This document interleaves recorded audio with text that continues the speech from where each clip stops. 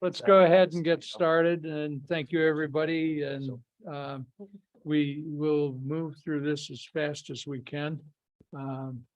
We've got some problems that we'll talk about in a little while. We'll go into executive session. But go ahead and I'll open up the IDA meeting. And I'd like an approval of the minutes for September of 2023, 2022. So moved. Second. Second. Any discussion? All in favor? Aye. Opposed? Financial reports, Glenn. Okay, IDA treasurer's report. I don't really have anything specific to report there. The accounts receivable from that's owed by the Delhi Sewage Works Corporation. There's just a little that will be cleared up hopefully by the end of this month. Just a little slowness on some payments from the industries, which we're working on.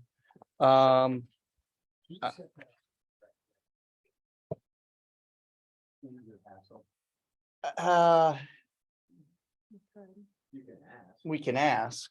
Right. Yeah, I don't know if that's gonna speed it up at all. They go through their review process and, you know, they say they pay their 30-day bills in 45 to 60 days, and that's just their process. If it's a recurring debit on the X day of every. But it's a different amount each month. Right. Yeah. But we don't have a fixed amount plus the extras that we could do the fixed amount and then you only argue over the extras. Didn't we set that up as a certain amount and then there was the other activity for the month? Yes and no, but they get billed back for utility and phone charges as well. Even those bills, they differ by electric by $10 a month, Right. but it is different each month. And they insist, we're still at the phase now where they insist they are only paying for actual charges. So we do have to provide them with the proof of the actual charge. Right. So both parties have agreed to the terms? We're still working on that. Yeah, Have we given them a timeline for that? we're well past that. I think that timeline ended like 4 years ago. But yeah, that's still a work in progress. On the LDC side, no comments on, nothing to add on the treasurer's report unless there's questions there. Getting to IDA loan report. Number 4, yeah, I have a call into them. They're due to make a lump sum payment. 7 and 8 we'll discuss later. 13, they typically run a little bit late. They were behind, they have caught up. Item 17, we've talked about that for a long time now. There was an interested buyer in the plant because the ownership of the plant is still in question due to the estate situation. The prospective buyer has moved on. He's no longer interested. They do have a potential tenant coming in. Their neighbor, which is the Bluestone Company, is looking to lease a third of the facility. You know, that'll help with their sustainability a little bit. You know, the large amount is owed. They have been making payments. They're just irregular. That the big amount due there is just our total tracking of how far they are behind over time. So refresh my memory there. I would imagine that there's a real estate holding company and there's the operating company. Yes, Are both in the yes, ownership lawsuit? yes. Yep, as well as other pieces of property. We had talked about a potential settlement and swap. That property is caught up in the same situation. All right. Yeah. And does that make any progress? I don't know, let's see, the last conversation you had with him was like in June. Yeah. And they had gotten a date for a hearing, but nothing more than that. Okay. Number 18 and 19, Evan, you didn't get a chance to No, touch base with yeah, them. That was something I needed to do this week, and unfortunately I didn't. Get in touch with them, but maybe I can. Yeah, we'll get in touch with them and send an email to the board about their status.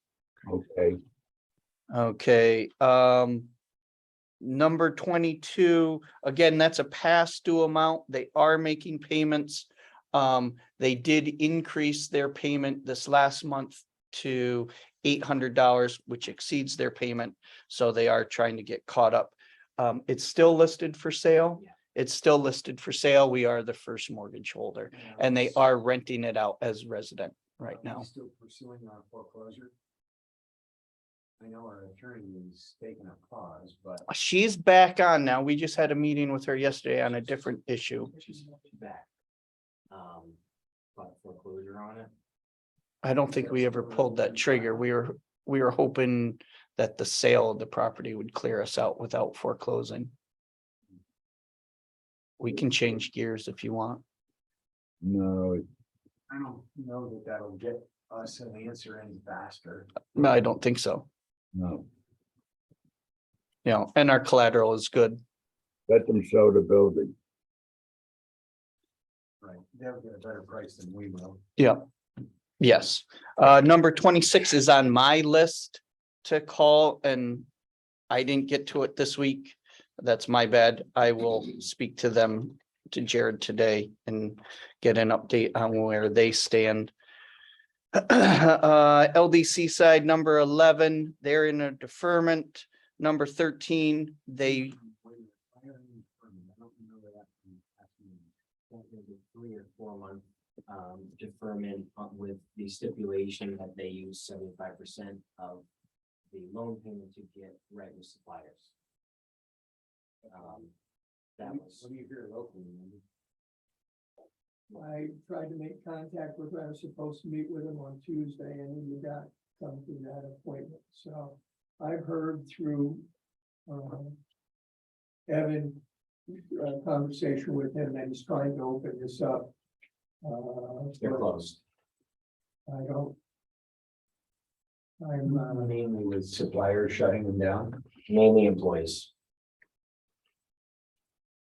From discussion with him, and the problem with the suppliers came from employees. The lack of employees to serve the number of meals they needed to. Lack of quality employees who knew how to order things, because he has another business that is taking his attention, pays him much better.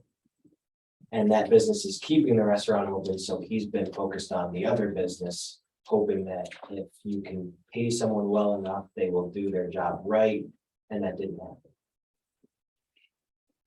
yeah, so they're on like automatic reorder of everything. And so they were just building up, they were receiving things that they didn't need, and it was never changed. And that's an issue, and I told him there is no such thing as a successful absentee owner of this type of business. And especially, you know, he was checking these accounts monthly, every 2 months. And then, so it was really bad 2 months. Right, things go so fast in that industry in a week's time. So he's thinking hopefully maybe reopening. Maybe other people are interested in purchasing. So that's what I'm working on with him right now.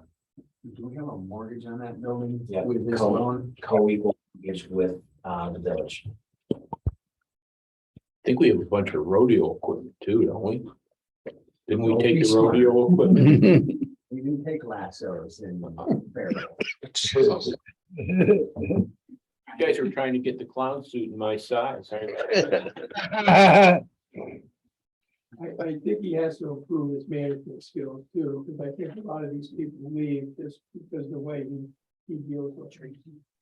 And it's tough. I mean, I certainly want to work and try to get them to open. The village got hit with another wing on this weekend. We lost Great American, our downtown supermarket. Oh, wow. In 30 days. So, Yes. we have to work with them and see what, hopefully we can get them back open.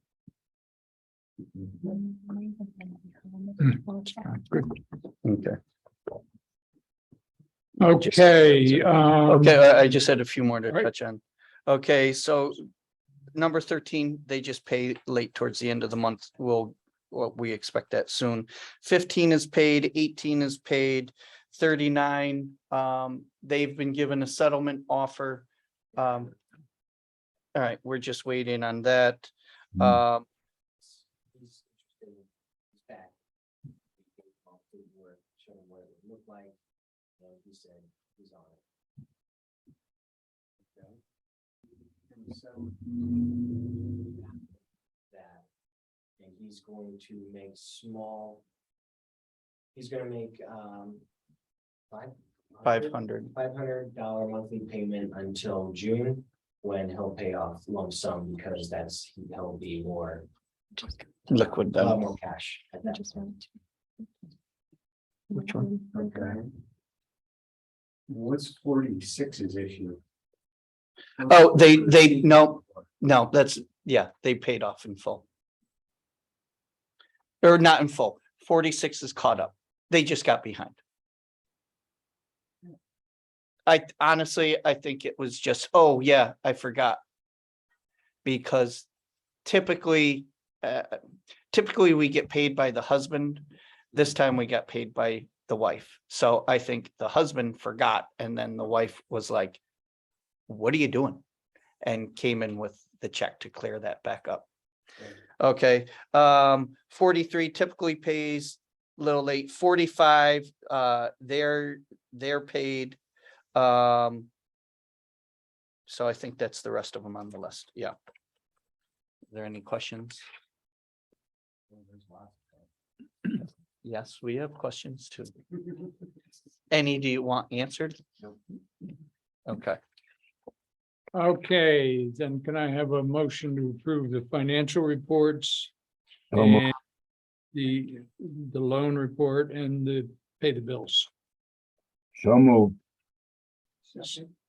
Any discussion? All in favor? Aye. Thank you. Okay, you want to start right into the project updates? okay, sure. Let's skip down to B. Yep. The hotel study. I put that in the thing. I don't know if anybody looked at it.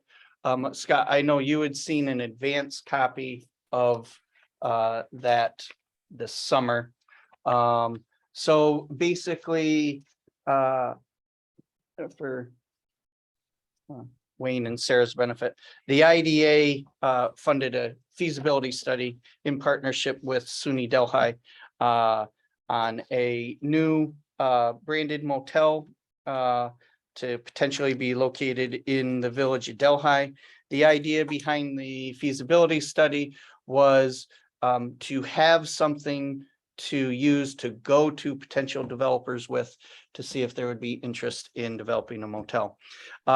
And so the outcome of the study is, broad brush terms, in my opinion, is that a motel of the size that they were looking at, which was branded 75 room mid-scale motel, would be profitable and sustainable. Perhaps not of a level that would attract an institutional investor in terms of what the expected rate of return would be, but that for investors or a specific person who was interested in operating a motel in Delhi, that it is a feasible operation. That's what I get from it out of the study. So this just came out last week. Did I get it last Friday?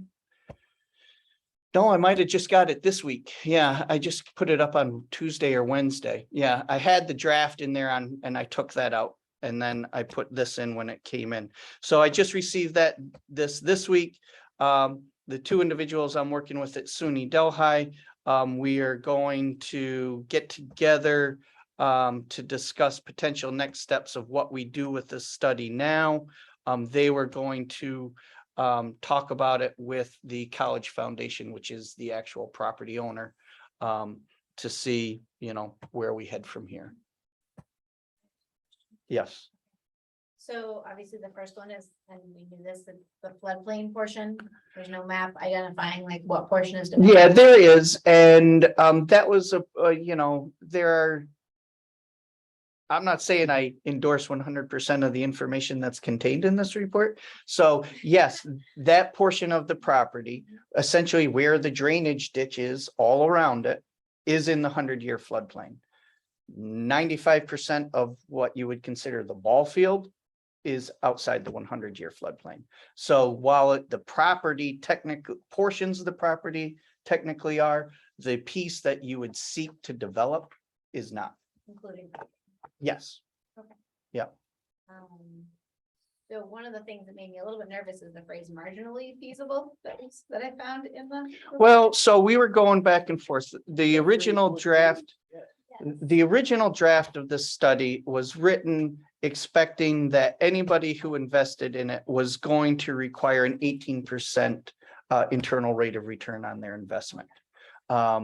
So their definition of feasible was based on that supposition, that it had to be something that would be attractive to some insurance company that had an investment strategy for their portfolio that they would want to do it.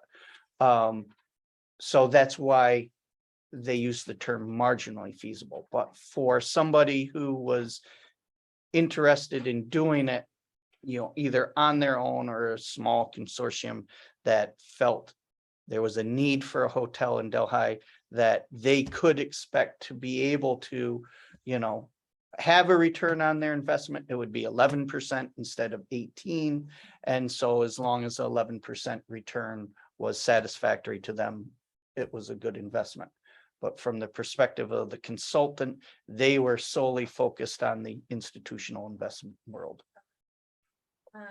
There's also a note in here that assumes that the land is going to be provided at no cost to the developer. Is that something that's? That is not something that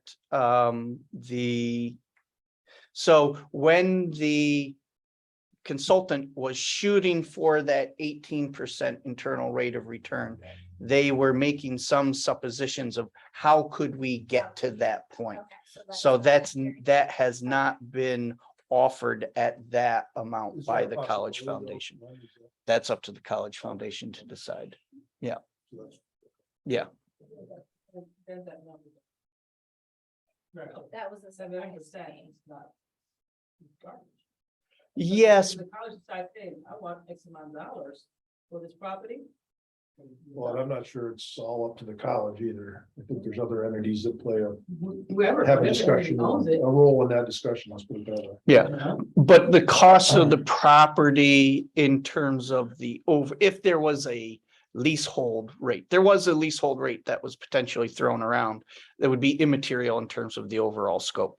So would it be 11? It might not be 11, but it might be 10.8, so it wouldn't have a material impact on it. What might have more of an impact on it was property taxes, because this presumes 100% abatement, which is not the IDA's current policy. Not that we couldn't, but it's not our standard policy.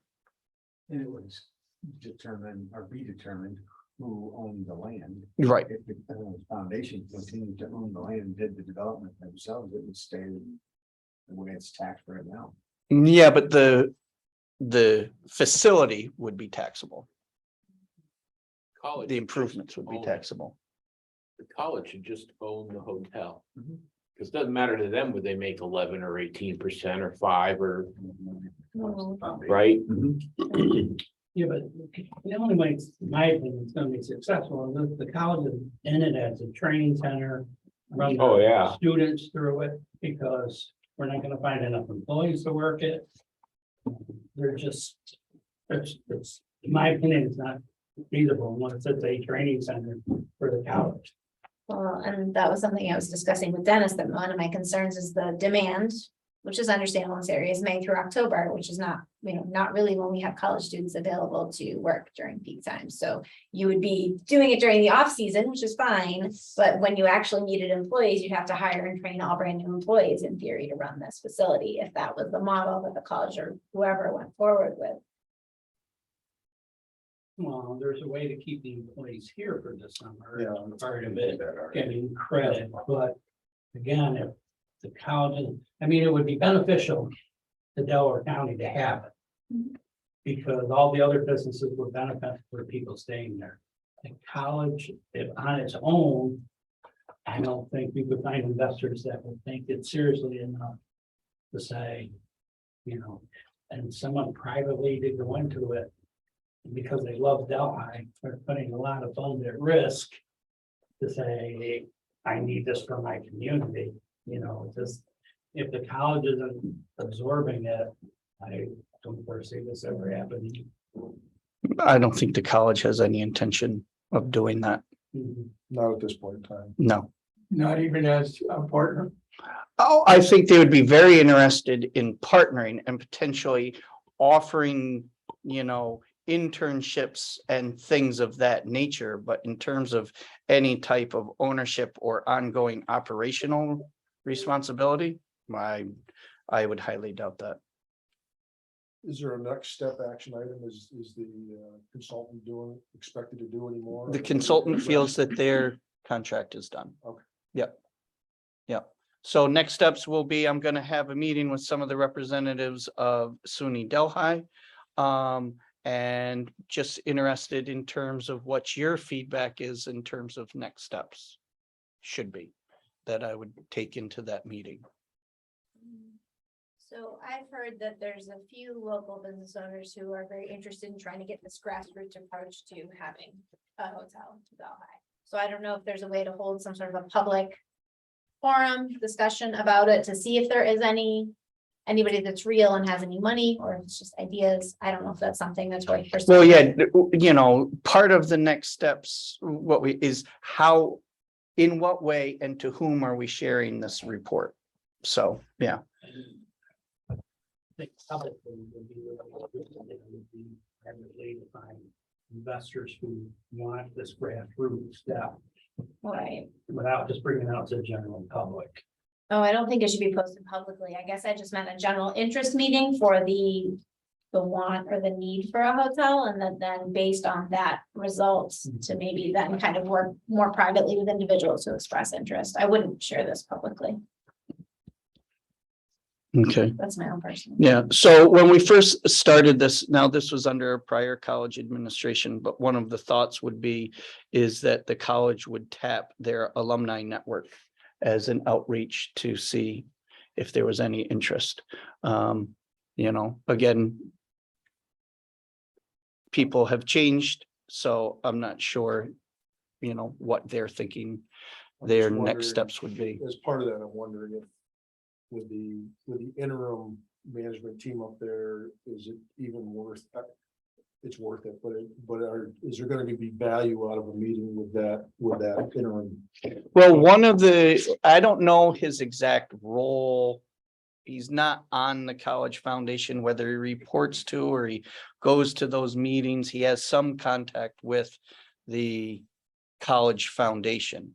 In my mind, with where SUNY Delhi is at and what its priorities seem to be for the future, is that their role in the project is going to be way down the line as a potential, sweetener to a developer, that there might be some partnership opportunities available. At this point in time, I think that would be SUNY Delhi's sole role. Anything other than that would be coming from the college foundation. You have to take that step to find out. Right. It's like we think. It's like, I don't know. Like at Cornell or something. It's part of the college, it's part of the training. And it doesn't seem the college has any idea at all. If they wanted one for themselves, they'd probably build it on campus next to the food thing. Rather than down here. So if it's not that, is it, you know, a minimal Motel 6? I mean, you're going from a 12 million build to a 9 million build, trying to figure out how to get from 11% to 18%. Yeah, but. Like, we think it's one thing and they don't seem interested, and investors are looking at something completely different, has nothing to do with the college or training or anything else. We're really at cross purposes. Smaller houses or motels, 75 rooms, usually they aren't that big, or Motel 6 or. Usually, I don't think they normally get that big, so decreasing the cost. They're gonna pay. Right, and so this study was based on, you know, a Holiday Inn Express and Suites, a Hampton Inn, something like that. Obviously, a developer would have the options of whatever brand or independent that they wanted to do. This is just really just trying as a means to get people to return a call, or just to see if there's interest out there.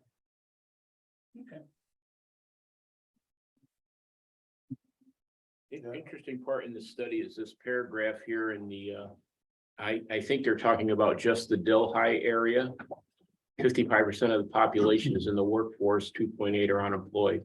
Largest employment sector, educational services, healthcare and social assistance. Manufacturing is 13%, retail is 11%. No tourism. So people are not working in tourism. Yeah, but probably the biggest employer in Delhi. It's the universities, the college. Yeah, the college, and then Yeah. the social services is the county, so, yeah. Well, it specifically says that the largest employment sector, educational service and healthcare. It's 26%, Mhm. and social assistance is part of that group. Manufacturing is 13, retail is 11. But I guess they're just talking about Delhi. They're not talking about the entire county. Right, they're talking about the village of Delhi, yeah. It's a good study. I mean, it's nice to know all that stuff. you know? Right. But, so I just wanted to share that with the board. If you have any input later on, you can feel free to get in touch with me. This is that meeting with the, yeah. Potentially involved. yeah. And the ones I've been meeting with are Mike Sullivan and David Brower. Predominantly, they drag in other people, and then there's somebody who's on the foundation. He's always by Zoom. I forget his name. Might give you some other names to consider. Yeah. Okay. All right, you want to skip down to Village of Franklin? Yeah, so Village of Franklin, all I threw up there was just some reference pictures, so you knew the portion of Franklin that I would be talking about. So this is the core of their main street. So there's an aerial and the street view of it. So if you're looking at the street view, all those buildings have limited septic systems, you know, which are in a don't ask, don't tell situation, you know, perhaps okay. But there are several individuals who want to redevelop some of those buildings. One has been vacant for as long as I've been here because it has no septic system at all, and it's a postage stamp lot. And so the Village of Franklin, through the IDA, I guess technically the IDA received a grant from the county through their American Rescue Plan funds to do a analysis for a raised bed septic system to see what type of what the amount of effluent that it would be able to handle. On the aerial view, to the bottom right-hand corner, there's like a little hashed area. That would be where a raised bed wood system was going to be designed. The hope was that they would be able to get enough capacity to service at least 2 or 3 of those buildings. The end result of the study was that it doesn't even meet the needs of one of the buildings. And that's the one that would be up on the hill where you've got the 4 different. Yeah, so that's the next step. That's the secondary, right? Yeah, so since the lower one on the bottom right corner doesn't work, there's a purple X and then the purple polygram quadrilateral. Well, I wasn't good in geometry. Those are, what's that? Yes, I'm not an artist. Yeah. So those are potential alternative sites that is getting into a much larger project. And the Village of Franklin is interested in trying to do this. They believe that is the core section of their main street, and that in order for the whole village to be prosperous and sustainable, that this core commercial district needs to be able to operate at optimum capacity. And so they're interested in some type of system. Basically, we were talking about a Restore New York grant in relation to this. 2 of the renovations to 2 of the building owners would have been extensive, would have made a great application under Restore, but only to the effect that it was a final solution in terms of, yes, this could happen. We weren't talking about a Band-Aid raised mound system. It would actually be a full septic system that could handle their current and proposed future uses for all of those. So that put that application out the window. Still, though, this issue remains that nothing is going to be able to happen with those buildings now or into the future until there is some situation resolved. And before I make too many promises, I just wanted to make sure, I wanted to assess the board's interest in taking this on as an infrastructure project. Our involvement in it. Sorry, the X is what's the X again? That's right behind the lot. The X is it's owned by a neighboring property owner. He would be willing to support another similar raised bed system if that conceivably increases the capacity enough to do it. Because one of the buildings in there it is his, and it's a rental, and he understands what his true situation is. And so he would be willing to support it as well with a raised bed system there, which is necessary just because of the geology and water table in the area.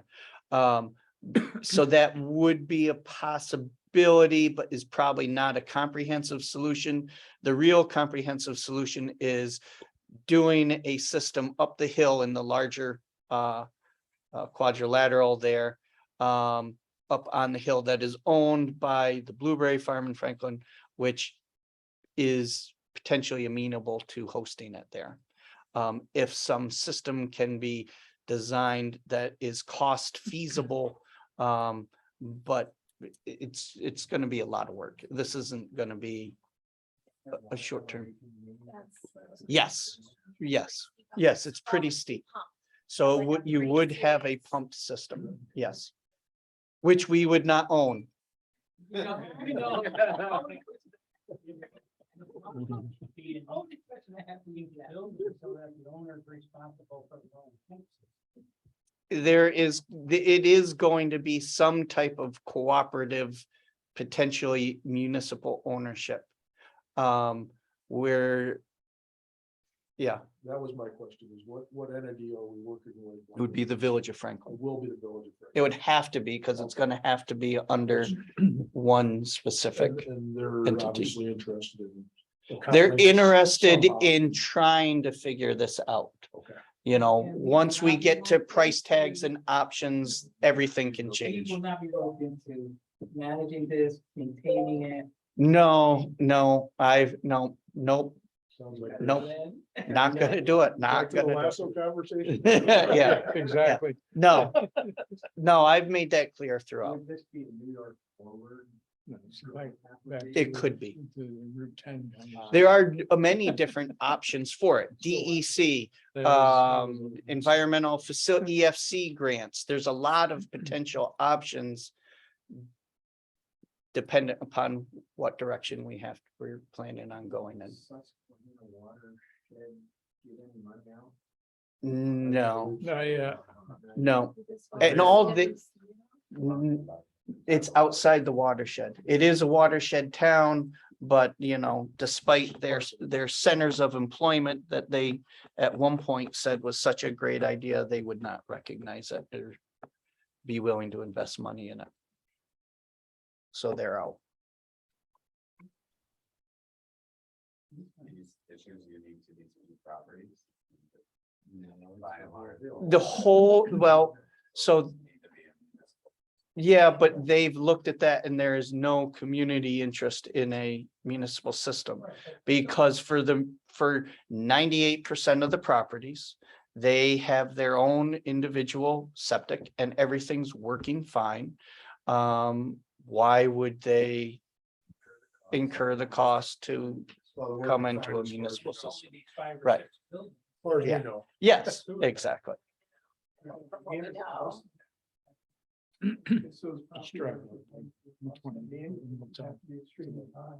Oh, yeah.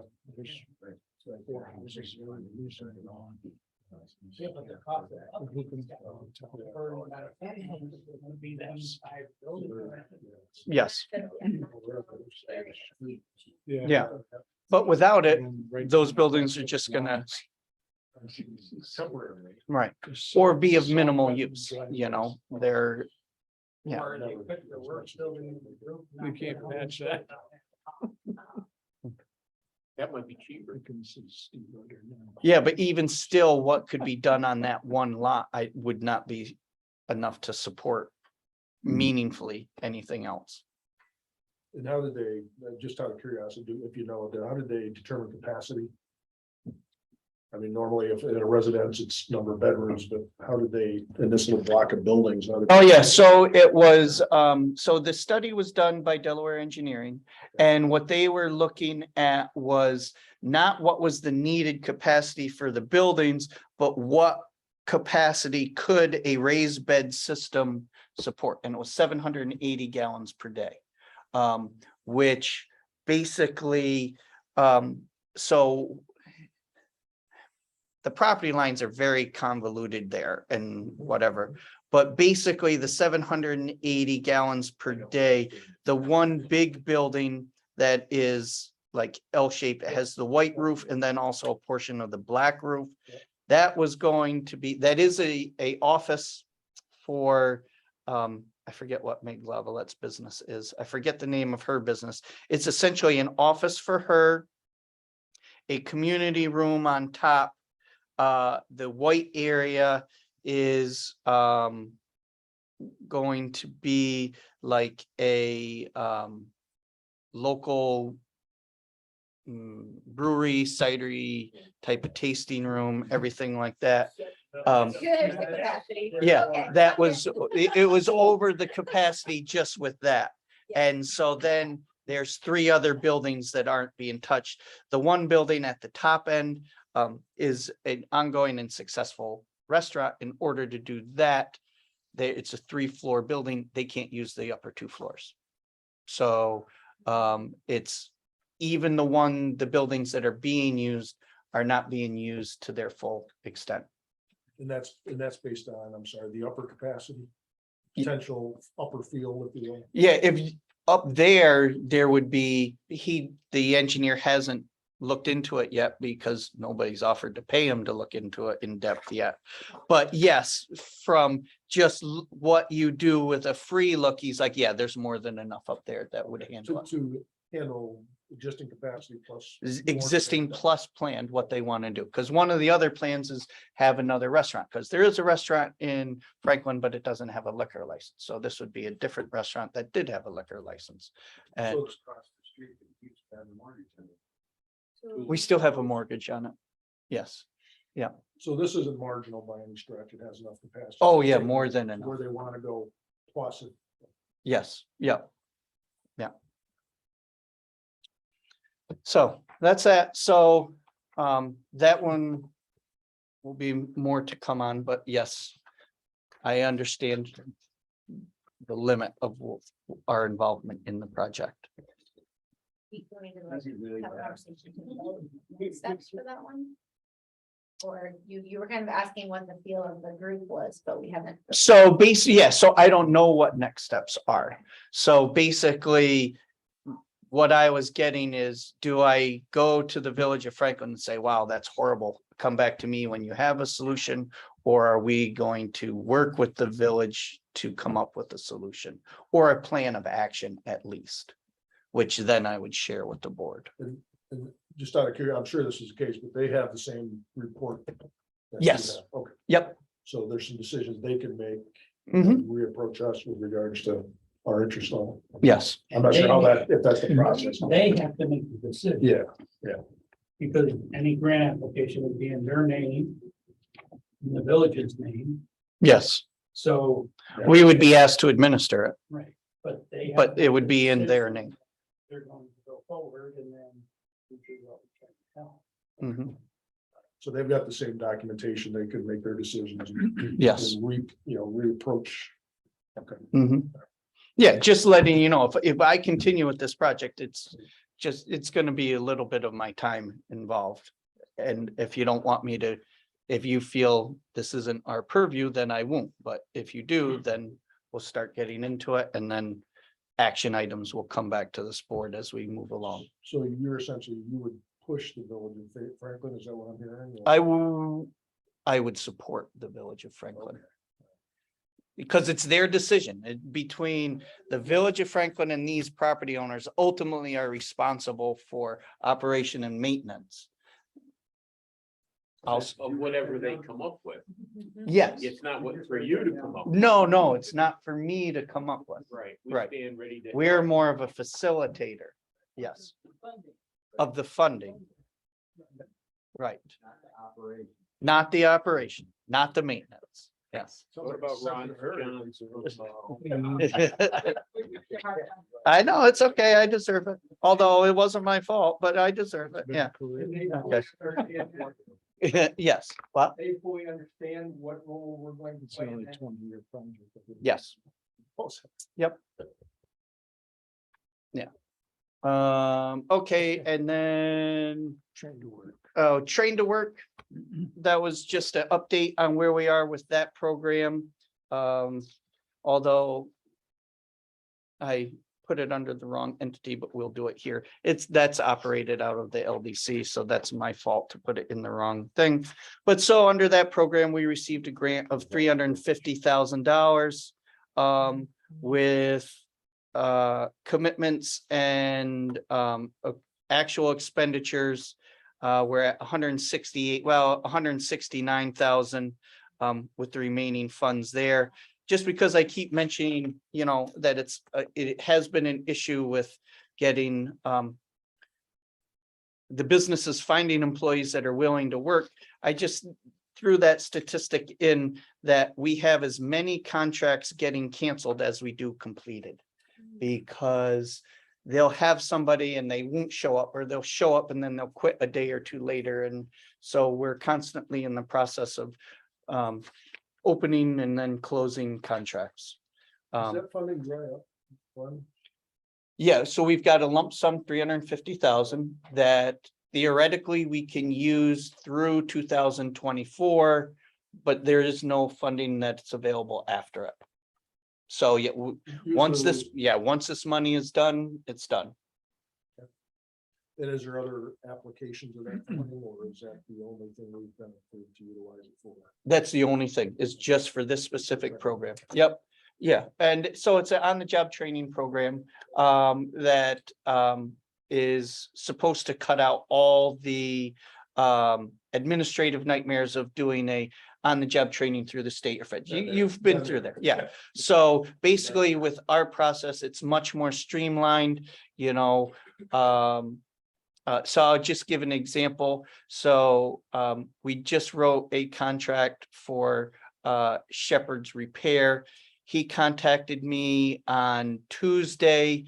On Wednesday, he signed the contract and is moving right through it within 3 days. So, you know, that's our whole premise behind that is to get it up and running within 5 days of being contacted by a business. So not months, days. Yes, 5 days. Yeah, that's our goal. Yeah. Big improvement. Yes. Are these businesses recruiting workforce students that have no potential of going to college? No. So, well, all right. The business decides who they want to hire. They'll take anybody. You know, now this program is geared towards permanent employment. You know, so it has to be expected to be full on a minimum, you know, 9 months out of the year, every year kind of job. Who they, yeah, they're looking for everybody. They're, I would think the bigger companies would be recruiting at the school near graduation and saying, well, I can use this program to help pay for this, why we train you and come to work for us. And we know a good portion of them are not going to college. They need a job. but they need to want a job. Well, That's the challenge. yeah. You know, With that other report that said 55% of the population's in the workforce and the unemployed is 2.8%. 2.8% around here is probably full employment. There's probably not an over extra full pool employment, of to be people perfectly that- honest. Pardon? The other 40%. Apparently, Retired. Retired, living out of county. And also out of the workforce means that you're, it can, yes, it can mean you're too young. No. It can mean you've outlived your unemployment insurance benefits and you still don't have a job, but because you drop off that radar, you're out of the workforce. So, yeah. There is movement at the high school level right now. And Delhi has released a new training program that they're going to institute at their level for high school students. Walton is on the verge of announcing a program along the same lines.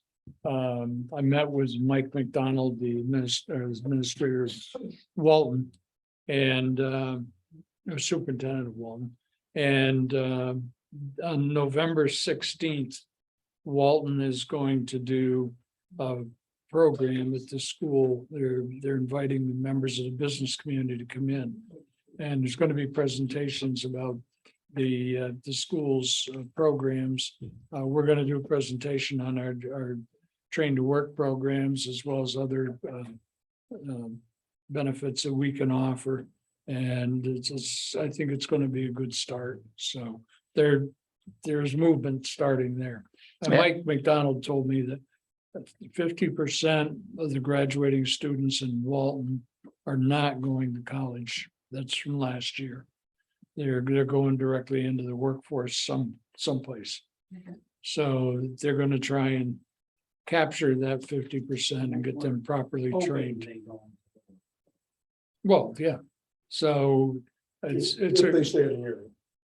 it's a pool of labor that's not really being worked with now. And I think it's a great. Yeah. opportunity. And- It's what we need to do. And Delaware Academy is doing the same thing. Yep. They have a meeting on the 3rd, November 3rd. Right. Yeah. I think that's a step for our future there. City participating. Each school, so the state is requiring that every district have some plan for being career or college ready. And to satisfy that career ready component of it is that's what these new initiatives are, is to provide internship opportunities into the community for kids who are both going to college and are not going to college. And it's just all part of this whole career and college ready requirements that the schools are under, right? Would you say? You're on the board. Yep. It's not only just for, it's for both people who are going to college. It's more than just internships. Maybe it's shadowing, maybe it's, you know, it's a big program. There's lots of different opportunities to get that workplace experience and, you know. And does BOCES tie into that too? It's different, like, it's a local district initiative. Okay. To get that exposure, or I would say more than experience, but both experience and or. Yeah. But BOCES was already trained in a direction in the field. The other students that go to BOCES aren't, most of them aren't going to qualify for work placement. So BOCES is already doing these type of programs. It's the high schools that need to be doing them now. Didn't we have a program with Millenprod at one time where they told the local schools, high schools, what they were looking at? And the schools were gearing up programs that would specifically train people for those jobs at Millenprod. I don't know that we do that anymore. The program they're rolling out at Delaware is a partnership with local employers to really do exactly what you're suggesting. These are the skills and these are the, you know, needs that we have. Let's work together. It's funny, we must have got away from a lot of that because we think back, you know, Chamber of Commerce days, they were talking about that, doing it. The college does it too. Yeah, They're doing welding programs that are specifically to the welders that we need in Delaware County. right. So it's going, we just need It's to cool. look at it and move on and hope it works, because a lot of our high school students aren't leaving. Some aren't saying, yeah, I want to get out of Walton, I don't want to ever come back here. But a lot of them are just staying home and living with their parents or whoever. I mean, they're just, you know, prospering into the direction we would all like to see them go. You see some of them people that I know from local families where the young men get out of high school and they're kind of adrift and they're mowing lawns with the lawn mowing guy and everything else. And I start to see them like working with NYSEG, working with Clark Industries. They're starting to move to these higher paying, some of them with, you know, union jobs, which is good to see because they're definitely staying in the area. Right. We want. Clark's a great employer for some of these young people. Programs are intended to bridge that gap. It's good. Yep. Yeah. So Glenn, is Sydney participating? I mean, I can reach out to the superintendent there and say, Yeah, I'm assuming every district has to. I just haven't heard about that, about Sydney. Yeah. I'll reach out. Okay. Okay, Two quick things. go ahead. All right, so just because I know it's been board members' concern, 9 Meredith Street, the redevelopment of that property. We have a commitment to sell it. The commitment to sell is based on our approval of a site plan for that parcel. The business has entered into a contract for a site plan. So I don't know what the time frame on that is, but he is moving forward with that component of his project. And then did you want to say anything about Lactalis? Well, yeah, Oh, it was in the Walton Report. It's not as bad as it sounds. no.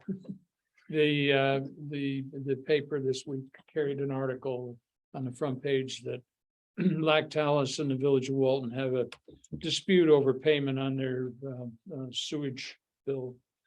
And it's not on the monthly bill, it's over extra costs that are billed for spills. And the Village of Lactalis was refusing to pay. The Village of Walton put them on notice that they were gonna stop service as of Saturday this week. And it got right to the total brinksmanship. And they have now come to an agreement where there's a check in the mail someplace. And the Village of Walton is backing off. And they're going to move into a period of negotiation of operating agreement for the septic sewage system, which they don't have. There's they went into the craft plant, the craft agreement expired, and they were not able to come to an agreement between the village and Black Talus. So now they're going to do that. And they're going to be asking us to participate in that, to try and get the two sides together and working in the right direction. No ownership or operation or maintenance involved.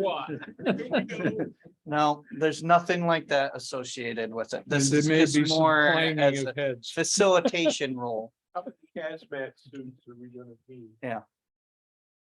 It is an area of expertise that we're developing, so. We're gonna start shipping you all over New York to solve these problems for everybody. Yeah, So- you're doing this out of the kindness of your heart, or because Dennis is paying it, or you got a consulting agreement? well, Lactalis is a crucial employer for the Walton area. And they have plans to grow, and we want to make sure that those plans are assisted, not thwarted. I think we just have to approach it as a big picture thing and, you know, not just what they're dealing with. Because Glenn and I went on a tour of the plant when they initially came in, and they had lots of ideas at that point. So hopefully it'll, we can get a proper sewage agreement in place. So they don't have to go to these brinksmanship deals. And just because I'm ignorant, Lactalis is. They purchased the craft facility down in Walton. Yeah, Okay, thank you. Mhm. Yeah, they did. They're a French cheese manufacturer I do remember that. Okay, thank you. from Canada. Of course. We, Okay. Is that it? All right, then I think we need to go into executive session to talk about some potential litigation situations. I have a motion. Thank you. Okay, we're back into our regular meeting, and I need a motion to accept the notice of default from Yep. Catskill Regional Harvest, subject to our legal counsel's approval. So moved. Any other discussion? All in favor? Aye. Thank you. Now, do we need it on the finding of default too? that was, That was it. that was that. Well, one's finding of default, oh, the both are. Yeah, you don't need individual well, or. no, because we'll do that one under the LDC. Yep. Okay, any other old or new business for the IDA? No. Okay, I have a motion to adjourn.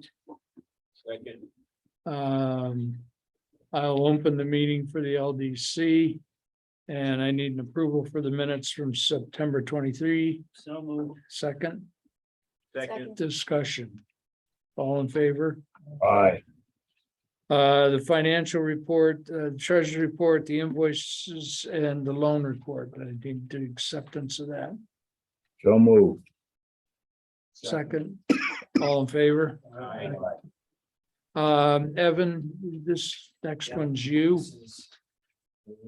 So I'm handing out just a summary of the OCR CARES Act that I've been giving everyone. And just so you know, this is Evan's version of a 10-bullet memo. Glenn asked for bullets. I'm usually good at that, but as I'll explain, this grant is just a little Glenn.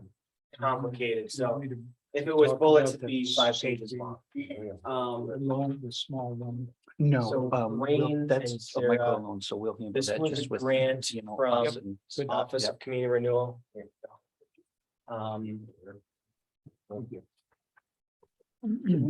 We have, we get a lot of similar grants from them. It's usually micro enterprise, so we'll get $300,000 in one lump sum from them. And then we administer it. We accept applications from businesses to apply for these grant funds for projects. And they have to create jobs. They have to go for entrepreneurship training. So it's the same people. But this came from their CARES Act funding, so it was different stipulations on it.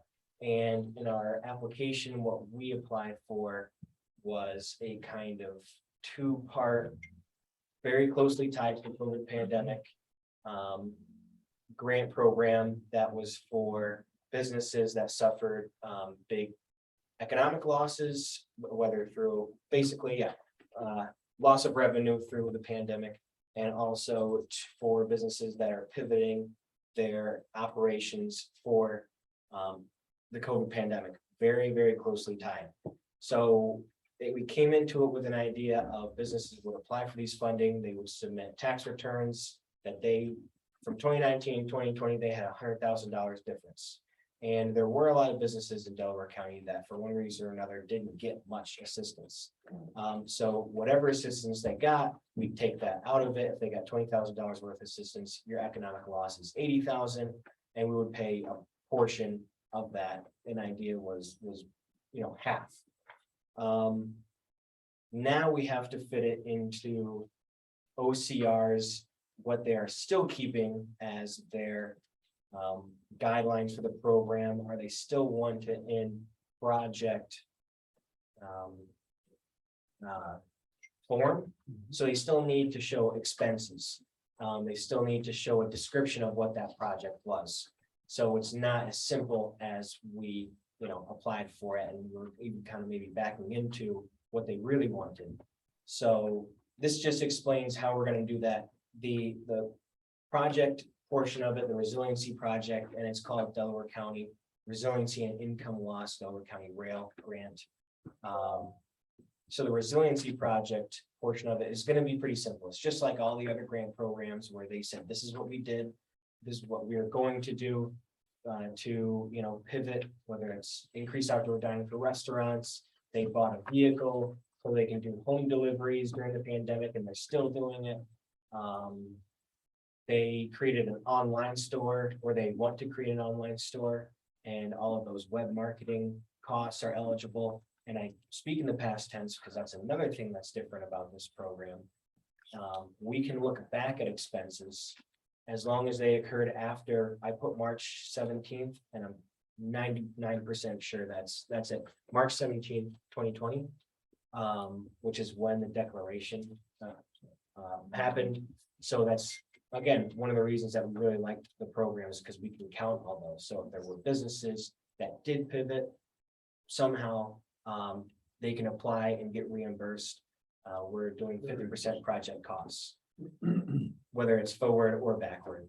And then the income loss we're forming, they still have to show expenses. So now we're kind of doing what did you do first instead of looking at their loss of income.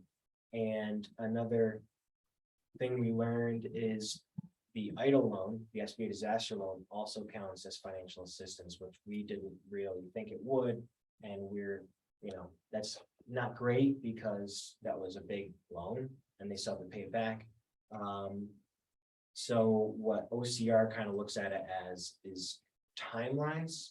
So if they got an EIDL disaster loan or they got the PPP, what did they do with that money? Technically, PPP was for 3 months of payroll. So they just can't count the next 3 months of payroll after they receive the PPP. For the EIDL, they just have to say, what did they use the funding for?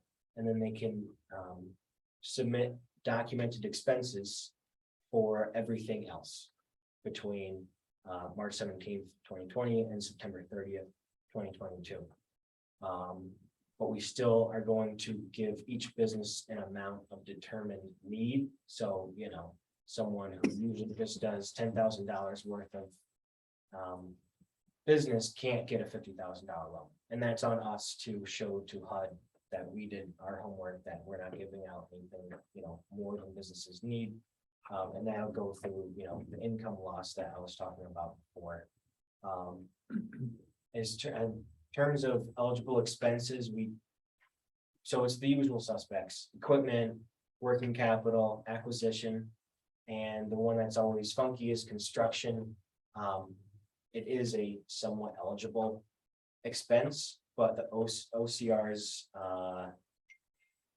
it's gonna have to go through a very extensive environmental review that we're still working out with them, what that's gonna look like.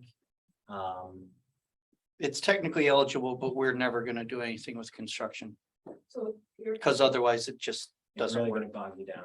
So. Yeah. Question for you. Yeah, as a developer, right? So you know, developer is working on a project. You took it all out. And now. During that time, Cuomo said no construction. Right? So you can't do your project, but you still have this carrying cost. So 10, 20, $30,000 a month. And you can't do your project, but you still gotta pay this carrying cost. I mean, people in construction work, I was hurt, people was hurt, because now they couldn't do the project, but they had this carrying cost, so you have to consider how the different industries were impacted. Because. Yeah, so I'm not saying we wouldn't do the construction industry, but we're not gonna fund something that was the construction of a building. Right. You know what I mean? No. Okay, Because you still got a carrying, we still had our carrying cost. So, right, so yes, your mortgage, your taxes, eligible expenses. Putting up a piece of sheetrock, ineligible, we're not gonna touch it, because of course. that's what we mean by construction. Correct. Yeah. Correct. Yeah. Yes. Mhm. Hope that it works. So do you need a motion to accept this, or are you giving this to us for our? Your edification and, talking to businesses in your area That's that you gonna be come my next across. question. How was the information getting out? It's not getting out yet because we're still in through the environmental phase, Okay. and we're still, this whole, how we're gonna calculate what they're eligible for, it's gonna be a nightmare, and we've been discussing with them the practical pros and cons, and so, yeah, it wasn't until like this week or last, I forget when the meeting was, I guess it was last week, where I could actually start figuring out, okay, so what information are we actually gonna be requesting Right. these businesses? And basically, it's gonna be, we're gonna request all this information, and then we're gonna have to individually review it and determine what they're eligible for. So normally in a project, it's like, oh, I'm doing this $100,000 project, here's, furniture, fixtures, equipment, construction, acquisition, blah, blah, blah. And then we decide what their award is. Now they're like, here's my stuff, you figure it out, let me know what I can get. Wow. Essentially the way it's gonna be. Wow. Yep. Yep. You'll never be right. Well, Wayne, I'm never right anyways. I know that. There's no way in that process to get it. How does Yeah. that fit into, like your staffing and your demands and your ability to balance that with everything else? We'll I mean, figure it's it like out. a giant, It's like forensic. this accounting. needs its own avenue. It's gonna write a computer program, Ooh. I can help you make an Excel spreadsheet. What's that? You just- Yeah. Okay. That's why we designed it simple. What was your loss? What did you get? Okay, so Good. this was, Now, so we that's what have I 141,000 to use towards admin designed. costs. Now, we won't do that. So then it's We'll a- probably end up using 20, Told us that- and then the rest will convert to additional grant funds. Good. Yeah. Yeah, so it will most likely we'll end up giving out about $900,000 of grants or more. But technically we could keep the rest as admin, but we won't do it. Yeah, it's a percentage and it's the max percentage. We never take anywhere near the max. And they basically insisted that we take the max. And I'm like, all right, that's fine. We'll do a budget adjustment 6 months from now and we'll move most of that admin over into new grants and we'll get rid of it. Yeah. Okay. It's good news. Yeah. Any Yeah, other, so we have to do a resolution for accepting finding of default under their equipment lease. okay, we need a motion to accept the notice of default, Subject to attorney. subject to attorney review for the equipment lease. Okay, second. All in favor? Opposed. And then also a resolution to utilize, how do we want to say that? The loan Oh, funds that were discussed as a stream of operating. income. transfer. You want to the make loan. that motion, Scott? You're good at making motions. You got it down. But I'm not a board member. So we- Rattle off what you had before. That's to utilize the stream of income from our warranty receivable as operating income. For the LDC. Yep. I'll make that motion. Second. Discussion, all in favor? Opposed. Yeah, that's one for the auditor. So we need that one. Any other old or new business? Yeah, I have a question. How do we make out with the money that we gave to the business in Hancock? That was what I was supposed to find out. Well, Yeah, he will call today. We had a busy week. He'll call and follow up with the board via email. What's the rumor?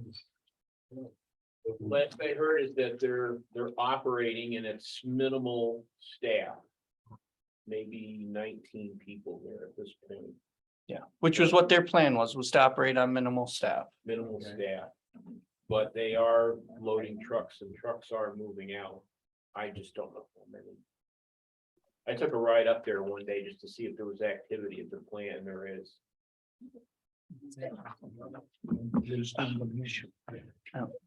I did have one other one. I never wrote it down.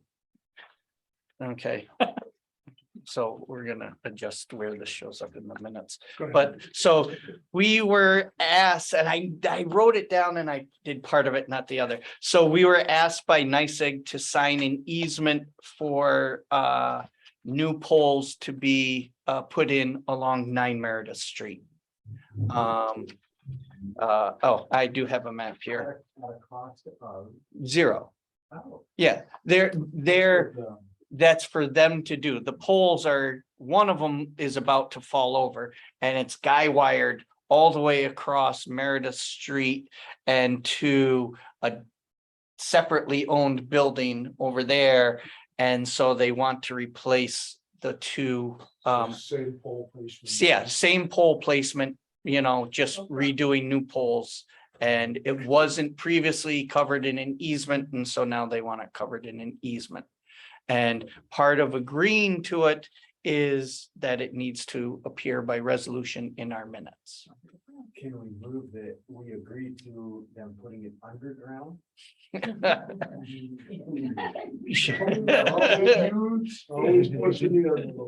Yeah, we can add in we could do that as a recommendation. Yeah, let's do that. Okay, so that resolution with that recommendation and, Scott's gonna make that motion. Yeah.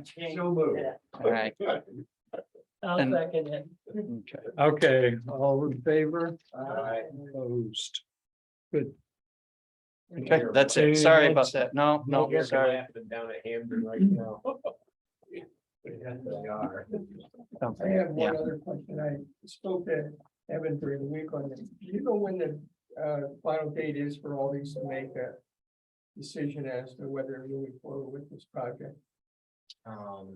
Not off the top of my head, Kind of, yes. they had 6 months, right? The real estate purchaser is discussing with the retail tenant. And we did have a 90-day investigation period. Yes, That could be extended by 30 days. 3 times. 2 or With an- 3. With an additional fee in the earnest money deposit, which they can always take back anyway. So signed it in August, Yeah, I think it was official in July, to be July. honest. So we're definitely coming up on it, but I did get word from them. And we know you're right, it was August because we didn't have a meeting in July. Yeah, so it was in August. Well, we didn't, we got. Yeah, We'll have to Yeah. get back to you on that, Andy. but I did hear negotiations between the real estate and the tenant are good. Cause that, now I'm seeing it was their first step to kind of secure it from us, and now they're talking to the tenant.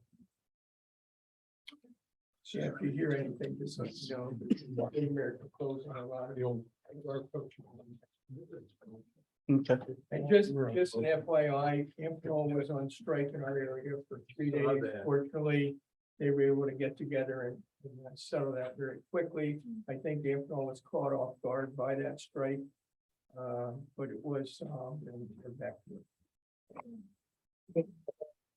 They have the giant rat out and everything. Good stuff. Okay, any other older new business? No. We have a motion to adjourn, please. So moved. Good. We're done. Lunchtime.